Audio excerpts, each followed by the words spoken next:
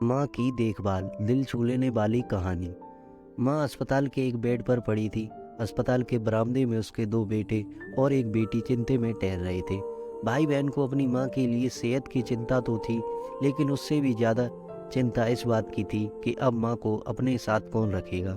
जब तक माँ स्वस्थ थी वह इन तीनों से अलग अपने पुराने घर में रहती थी, लेकिन अब तो ऐसा करना खतरे से खाली नहीं होगा।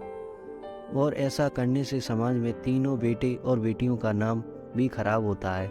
लोग कहते कि देखो कैसी औलाद है जो बीमार माता को अकेला रहने के लिए छोड़ दिया।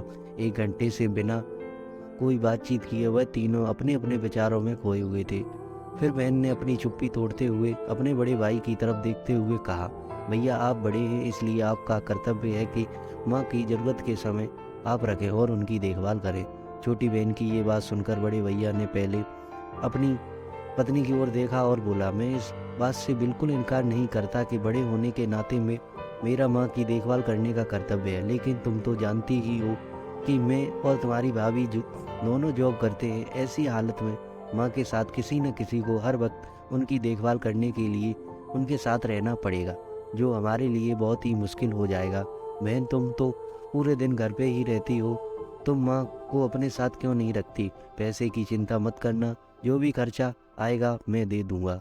सुनील भैया, आप तो जानते ही हो कि मैं माँ से कितना प्यार करती हूँ, लेकिन आप यह भी जानते हैं कि मेरी ससुराल वाले कैसे हैं। माँ, मैं ये बिल्कुल बर्दाश्त नहीं कर पाऊंगी कि कोई माँ मेरी माँ और मेरे भाइयों का भला बुरा कहे। इसलिए अच्छा यही होगा कि माँ को अनिल भैया के यहाँ रखा जाए। वे बड़े भैया सुनील ने भी छोटे भैया अनिल के यहाँ माँ को रखने की सहमति जताई।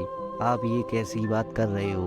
क्या आपने नहीं देखा कि माँ कभी मेरे घर 2 दिन से ज़्यादा नहीं रही?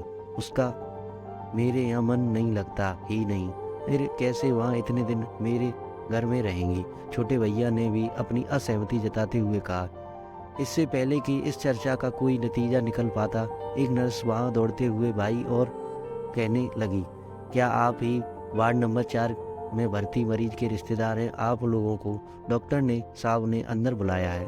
सभी घबराते गए और दौड़ते हुए डॉक्टर के पास पहुंच गए। डॉक्टर ने उनसे हाथ जोड़ते हुए कहा, आई एम सॉरी, मैं आपकी माता जी को नहीं बचा पाया।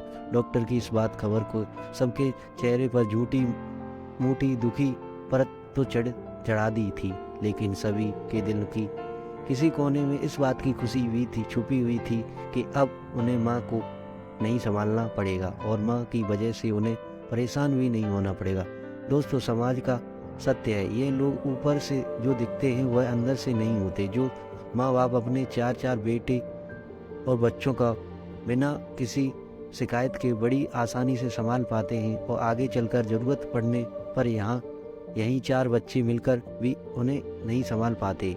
यही बच्चों को यह बात नहीं भूलनी चाहिए कि जैसा वह बोएंगे वैसा ही तो काटेंगे। अगर आज वह अपने माँ बाप के साथ बुरा बर्ताव करते हैं तो उन्हें यह याद रखना चाहिए कि उनके बच्चे भी बड़े होंगे और वह भी बूढ़े होंगे। जो उन्होंने अपने माँ बाप के साथ किया है, उनके बच्चे भी उनके साथ वही करेंगे।